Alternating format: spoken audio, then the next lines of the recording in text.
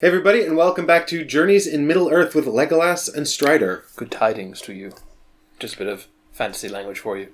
We like to kick off Journeys in Middle-earth with fun facts about ourselves. Strider, what is your favourite pipeweed? Old Toby. Is that real? That was real. That's why I was trying to think of it. I saw your face go like I was literally opening the door to like a funny jape, and then it's like you actually knew that answer, and I was like, well, I don't know if that's Aragorn's favourite. It's Bilbo's favourite. That's Bilbo's favourite. It's definitely Bilbo's favourite. Well, the fact that you knew the name of one at all is really impressive. Resident Lord of the Rings expert. I told you it's gonna be. I guarantee something's gonna come up like a name. Something's gonna come up soon on a card or something. I'm gonna have no idea what it is, and there's a mere viewer at home who's gonna just lambast me.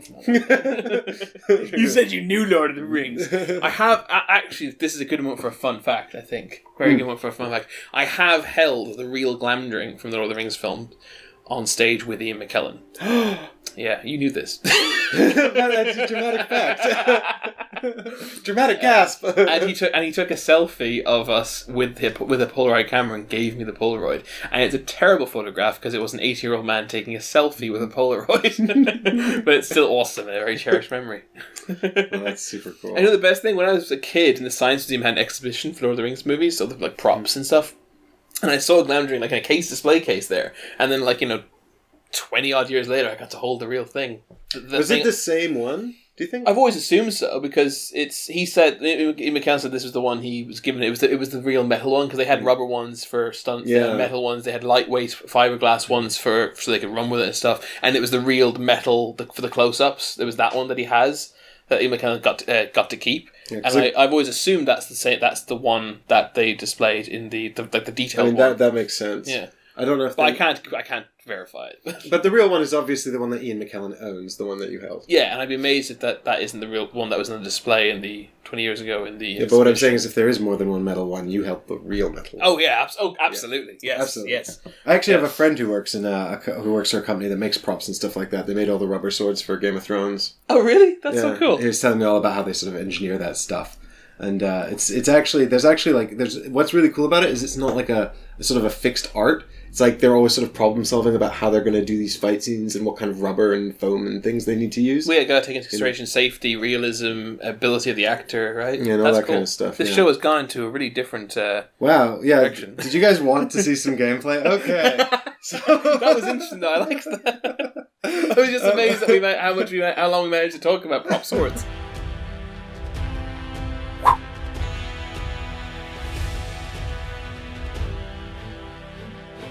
I think Aragorn should go first because you're revealing because new I held information. Glamdring. That's why. That's right. I was wearing this T-shirt actually at the time, and he asked me. Me and McKellen asked me, "Oh, who's that? Is that Aragorn?" And I went, "It's a non-canonical character from the video game." And he was not impressed. I should have told him this is Celebrimbor, which it is. This half of him. If you say that's Celebrimbor, that sounds a lot more impressive than saying non-canonical story. I panicked. Okay, I was on stage with Ian McKellen. It was really exciting. But I feel like it doesn't. If you say Celebrimbor, I assume that's some really cool reference to the books. It's the guy. It's the elf the elven smith who forged the Rings of Power. Then it is a really cool reference to the books. You've read the Silmarillion. You should know this. I don't remember that name. Ah, dear. Actually, he's not. He does feature in the Silmarillion. I know. I think he does. Doesn't he? He must do. I can't remember. Who cares? Everyone cares. It's Lord of the Rings. Aragorn. We care more about the gameplay. People care about this gameplay. Yeah, exactly. I'm going to move. Yep. Boom. And I'm going to interact, breaking my move. Wait, what is this? What am I interacting with? I forgot what it is. It's like red flowers. Let me see what it is first of all. Dark red flowers. I'm totally. Yeah, we could totally find tracks here. Yep. Search that, please. As you step into the bed of crimson blooms, you find a peace within, a respite from the world's toils. Test your wit. Wit is 3. I shall not use my Thoringill. Success. I've got 4 of these, so I've got 3 of these. I'm going to spend one to get a second success. That makes sense. I think that's prudent. Because if you don't spend them, then you just wind up wasting them because you max out. So 2 successes. You immediately understand that the tranquility you feel is not safety, but an effect from the pollen that you've stirred up. Oh. You hurry away, and once your head clears, you study the rock from a distance. You record the markings etched upon its surface. Ah, excellent. Scout 2 and discard this token. Scout, as in Prepare your deck, yeah. That's excellent. You've learned new information that's helped you to be more prepared in the future. So I've got Undie Might. When I test Might, I can add one. That's just a generic Might thing. And Strider. Strike 3. When you attack, discard to add 3 hits. And Guard, discard to prevent 2 damage or 1 fear. That sounds excellent. I will prepare that. Oh, it's got success in it, though. But I can add these, make these into... Well, yeah, that's fine. That's fine. What they've done cunningly is made all the best cards to prepare, the ones with bloody successes on them. Yeah, no, that's cool. I'm going to do it. Perhaps there are other such ancient stones in the area. Hopefully they are not also treacherous. Okay, so I'm going to continue moving, and I'm going to jump in here. So we explore this land, so you gain an inspiration for that. Uh-huh. The spray of these waters keeps the banks damp and muddy, perfect for preserving footprints. Ah, excellent. That means we can. There's probably going to be some tracks in here that we're looking for. High in a tree, you see a shoddy platform crafted from old lumber. The vantage point might make it easier to spot signs of the thieves. Excellent. An abandoned net sags in a heap on the shore. Interesting. Okay, we got some real things to look at here. Looking down a muddy ridge, you notice that there may be tracks on the shore. The way down, however, is steep, slippery, and bears no clear path. So that's probably agility. I might leave that to you later on. My turn's over either way. But, so it's time for Legolas. Yeah. So do you want to spend time on this tree? I mean, I feel like we're going for the completionist thing now. Might as well. Okay. Unless you think that that's really not a good idea. I think it's okay. I mean, something's going to happen in a minute, no matter what, right? Regardless. Well, what's interesting was the last time I did this mission, there was lots of these threat tokens out that allowed you to reduce threat by interacting with them. Mm-hmm. And this time we've got none of them. The only other useful thing I feel you could do would be to move twice and then use that card to interact with this, because that's probably an agility thing going down the slope. But you could. But I'm gonna if you stay here and then move to here, I'm just gonna go off and do something else and leave this for you. That's absolutely fine. I think what the thing is, how do we feel about time? If we've lost 12 already, we've almost sold the whole board out, though, right? Yeah, but we still have to find the 3 tracks and then also find the lair. And every time this gets triggered, we're going to get more monsters spawning, which will slow us down. Okay. But then again, like we're badass fighters. We're not going to have the same problems I had with Bilbo and fucking... I think do it. Yeah, let's find out. I want to know what's going on with the magic tree. Me too. You climb over the large twisted roots. Along their surface, jagged shapes repeat over and over, barely visible, but hinting at some foreign script. That's gonna be good. Oh no, wisdom. Oh, I'm okay at wisdom, but that's your thing. What's your wisdom? 2? It's 3. 3's good. I'm 4, yeah, but 3's good, man.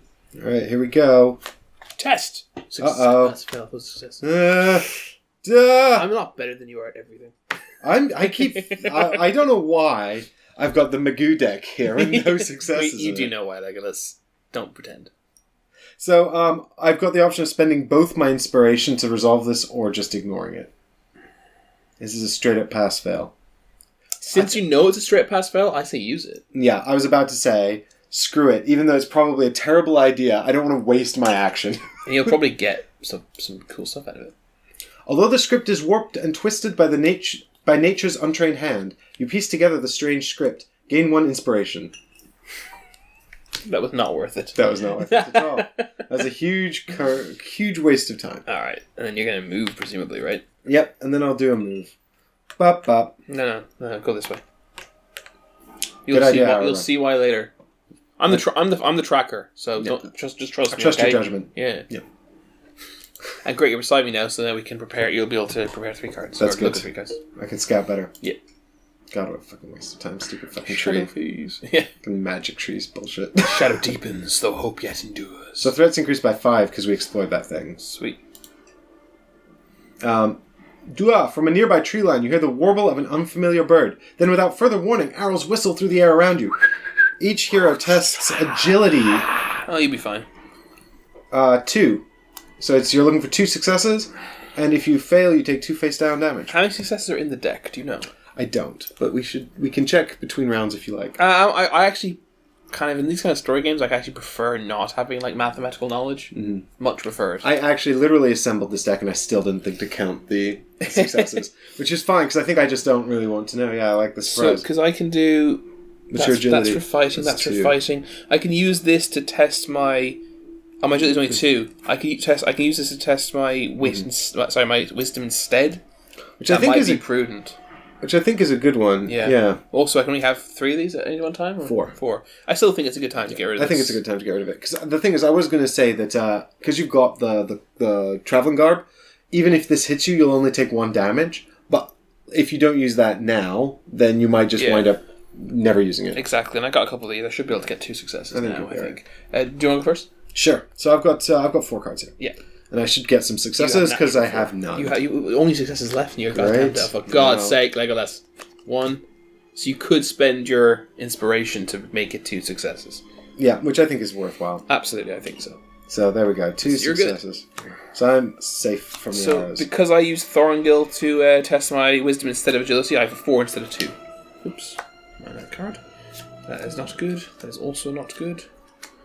That is definitely not good. Uh-oh. And that is definitely not good. Oh, wow. You pulled a Legolas. I pulled a Legolas. I pulled it. What was you've been calling him? Not no. It was Magoo. Magoo, that was it. But now changed it to McLegolas. I need 2 successes, right?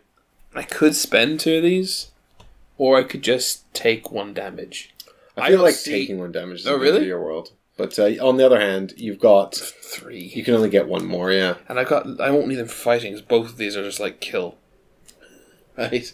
Some kind of like... Both my prepared cards are like just going to do extra combat damage. Mm-hmm. So I think that this is good to spend it to not take damage. Okay. I'd like to do that. Very good. I've made my decision. Now monsters will love you. I don't want to take damage. Alright. Wow, 1 hungry warg. I've not seen these before. Well, don't pronounce that properly. Huh, thanks. No worries. Well, I don't know. No one. I never heard the author pronounce this, but as far as I'm concerned, it's meant to be pronounced warg instead of warg. Do you want to find one? They're in the box. Oh, right. I'm sorry. Yeah, because I didn't fight one of these before, so we've not got them out. Luckily, the box is right beside me, and luckily, I know what a warg looks like. It's over here. Oh, over here? Yep. Way over here. Yep. He'll be on us in no time. We'll ignore him. He's fine. All right, so we're back to the rally phase. Sweet. Exciting. So reset the decks. Scout 3, not 2. Yes. Oh, I reset the decks. Thanks, Aragorn. That's a great ability. That's really good. Because it happens every rally. And it's good for getting nice cards prepared. It's also good just for getting successes on top of your deck, right?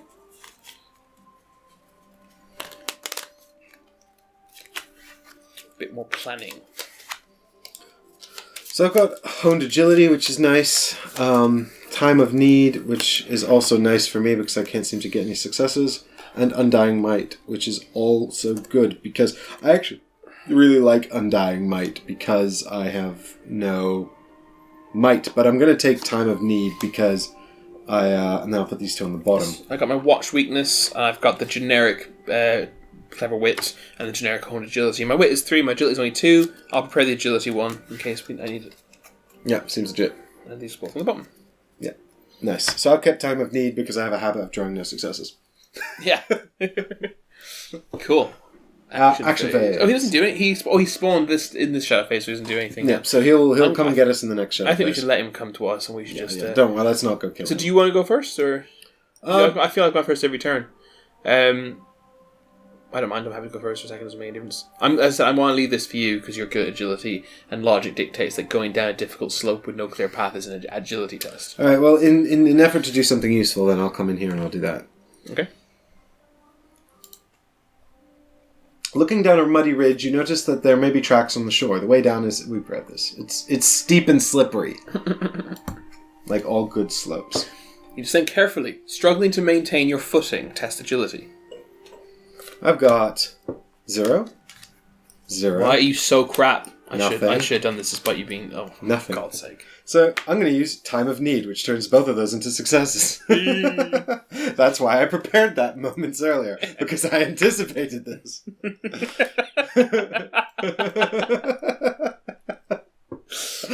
At least you're like Ollie with dice. You're not what's my crit? Oh no, I still failed. Halfway down the steep slope, the mud gives way beneath you, keeping your footing.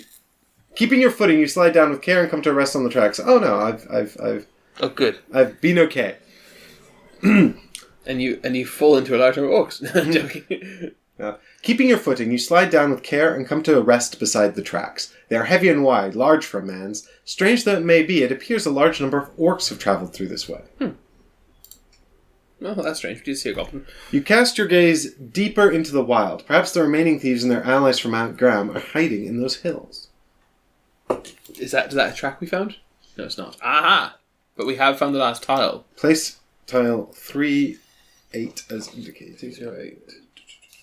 And that place this as indicated is like a nervous twitch I've got from at side B. No, side A. This is on side B. What? Is a nervous twitch I've got from mansions, because it's just like every time they're like, place this as indicated. I don't understand. That. Oh, there's a thing there. I didn't know it's the place as indicated. Yeah. It's because I always read it aloud. Oh, I see. Because I don't play mansions by myself, so we do dramatic readings when we play it. Sure, and, sure.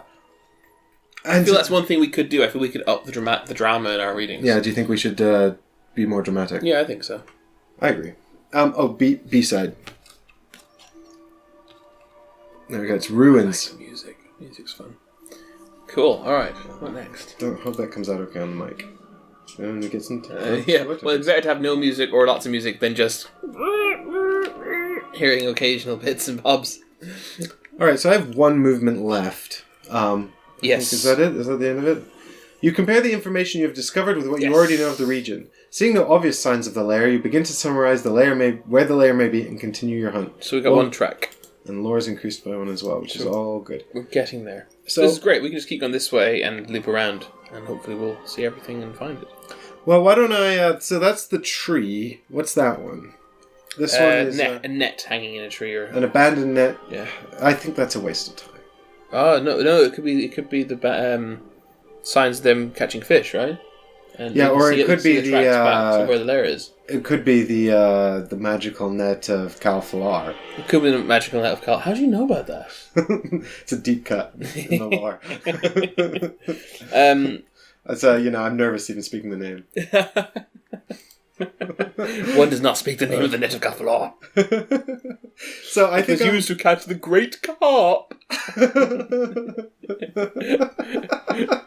The rainbow trout of Mustafar. Now I'm mixing up my lores. No. Lucas stole that from Lord of the Rings. Yeah, it's true. True story. True story. So I think I might do the tree climb. What I'm thinking about is moving up there, so I can do it next time, and then I can go over here. Yeah, and you can explore that tile as well. Yeah, because I can't explore this anyway. So if I go up here, let's do that. Then I'm sort of placed. You're ready to go. Yeah. So I'm going to move one space to here. Yep. And I'm going to interrupt my action to interact with the net. The net is sturdy and well made. It glimmers with a faint hint of magic. It looks like it could catch quite a few fish. Wink. Nice. Nudge, nudge, wink, wink. Know what I mean? Say no more. You untangle it easily. Untangle it easily and cast into the water, holding your tight to retrieve line. You know what I mean? Say no more. Mrs. Retrieve lines? Know what I'm saying? Does she retrieve lines, if you know what I mean? Say no more. Wink, wink. Nudge, nudge.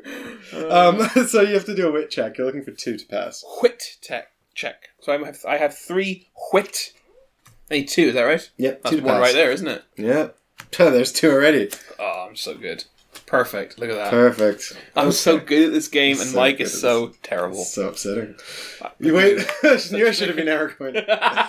Oh, actually, for the record, I let him choose. For the record, let the record show. And I wanted to be Deeps. And they said Legolas was Deeps, and they were lying. He asked me who I wanted to be, and I said, look, I don't particularly mind. I'd probably choose either Aragorn or Legolas of the 6. And he said, okay, I'll be Legolas. I said, easy then, I'll be Aragorn. So he chose... This is all my fault. And what can I say? I just like to be the comic relief character. It's the role you fulfill in our friend group, let's face it. It's not, you're not wrong. Well, clown, not really comic relief. The unintentional comic relief. Okay, so you wait until the shadows have moved along the shore, then reel in the net. Success! It's filled with the magical carp of Caer'Fillarh. You choose the 6 largest and release. He will make a fine supper. It's going to be a secret. You gained extra rations. Sweet, let's presumably one of these. You or a nearby hero may immediately equip it. Extra ration. I assume it's in here, right? It's in one of those things, yeah. Probably at the very top, yeah. Because, yep. So extra rations is it's a food item. At the start of the rally phase, you may deplete this item for a hero in your space to discard 1 damage. Cool. So this is a little 2 on it there, Chris, so we know that it's got 2 charges. Oh, sweet. Boom, boom. May I have it? Yeah, you can hang on to that. Sweet. Well, it said in here you could have it, but I'm not giving it to you, so screw you. That's fair enough. Actually, I think mechanically I could make a very marginal case of why it's slightly better for me to hold on to. But is it because you have 5 health and I've got 4? no, it's because your armor discards face down damage automatically and mine doesn't. Well, let's be sensible. Let's give it to you. Also, you are crap. Also, I'm... Fair. That's fair. So, he's crap and he has to live with being called crap, but he also gets free fish. You're like, Legolas, I got you this magic fish because you're rubbish. It's not because it heals you, it's because God, I am chaperoning you. I just had to find you dinner. Legolas is like, bring me dinner. I'm hungry. Go on, press continue. I'm assuming this goes away. Yes. It does indeed. You're I missed. correct. I'm going to continue my movement into We're here. boards gamers, not sports people. It's true. Explore. I assume I'm going to get this. Yeah, But we'll just double check. Who knows? Between 2 small hillocks, a deep hole leads into an unseen underground cavern. Oh, I know all about small holes between 2 hillocks, if you know what I'm saying. Wink, wink. Wink, wink. Nudge, to the wall. Far ahead of you, you see an orc climb out of the hole and slink away. Oh, that's never happened before. I swear, darling, this has never happened before. This is the first time. It doesn't happen to every guy, and it is a big deal.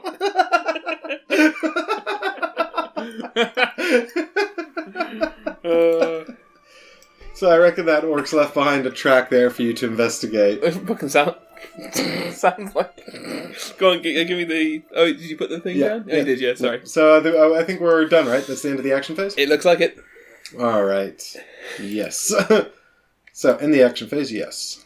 Shadow phase. So move 3 and attack Aragorn. Well, 3 is not going to get him to Aragorn, or for that matter, anyone. So we say no target. But he moves to here, right? No, he'll move further now. Oh. Sniffing, because he couldn't attack anyone, he'll now move instead. Sniffing at the trail you left on the ground, the warg chases you down like wolves do rabbits. Move 6 towards the closest hero. You're 1 closer. Yeah, so he gets into my space. Oh, no! Cool. And then threat increases by 6. Ooh, no, not quite. Rally phase, excellent. It is time to rally! Tomorrow. On race day play. No. But I want to play now. Well, you can't, okay? You've got your fish. You've had your supper. Settle down. It's alright for you Time to go resting sleep. in the resting between the gentle hillocks. Oh yeah, you are next to a warg. But I'm being harassed by a rabid dog. Well, throw the bone. He keeps humping the rations you gave me. Throw the bones of the fish at him. Who's a good boy? Who's a good boy? Exactly. Get the bones. Get the bones. And now you can sleep while he's Well, he's looking for him. Yeah, exactly. Fish bones are hard to find. They are. It's true. That's covered in chapter 6 of The Two Towers. Yeah. It's one of those long passages that Tolkien writes that nobody reads. One of the ones with no plot. Just a long, lengthy description of a button on a waistcoat. And the spindliness of the carp's bones. Hey, well, at least the carp thing matters. It's how Legolas got some sleep finally. That was a good chapter. How Legolas Magoo got some sleep. My favourite chapter of Lord of the Rings is the one where Legolas uses fish bones to sleep. We'll be back tomorrow, everyone, for more Journeys in Middle-earth. With Aragorn and Legolas Magoo. Bye. Bye. For 5 bonus points, do you know what Legolas' second name really is? Oh, God, I didn't. It's like Oh my god, I want to... I'm gonna get this so wrong. But I feel like it's... No. No. I should have asked you on camera. It'd been a lot funnier. Well, this is technically on camera. That's true. But they can't see what we do between episodes. I was about to say, like, loose leaf, and then I was like, that's tobacco. Oh, that's so close, though. Yeah, I know. It's something like that, isn't it? It's like bright leaf. You're getting warmer. If anyone in the comments below can correctly identify the answer, you will win this spoon. Send me your address, I'll mail it right to you. This very spoon. This very special spoon. No, we can't give that away, Chris. That's the magical spoon of Barnanock. Oh no! What have we done? We found that spoon in the Barrow Downs. We need that to open the ancient doors of the dwarves of Barnanock. Who favour soup as their primary consumption. They would hide the soup in the door, and until you drew it forth with a spoon, you would never open. Because they're dwarves, they use teaspoons to eat soup. It's a myth. It's pure mithril. Because they're dwarves, they use teaspoons to eat soup. That is how it works. That's how it works. What is his second name? Britton? No. Do you want me to tell you? Yeah, please. Greenleaf. Greenleaf. Oh, it's close.